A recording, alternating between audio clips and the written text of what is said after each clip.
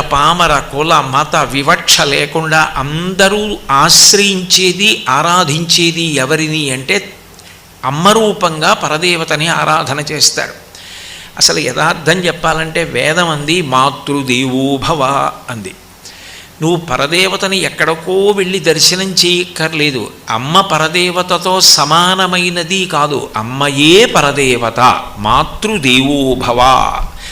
అమ్మ కన్నా పరదేవత ఉండే అవకాశం లేదు. పరదేవతయే అమ్మ రూపంలో భూమి మీద తిరుగుతోంది.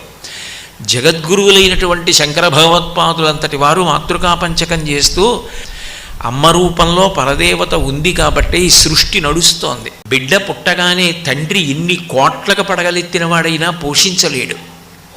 పాలిచ్చి పోషించేది అమ్మ, స్థితికర్త. పిల్లవాడికి నిద్ర పట్టాలి అంటే అమ్మ స్పర్శ తగిలి అమ్మ జోకుడితే నిద్రపోతాడు. స్వల్ప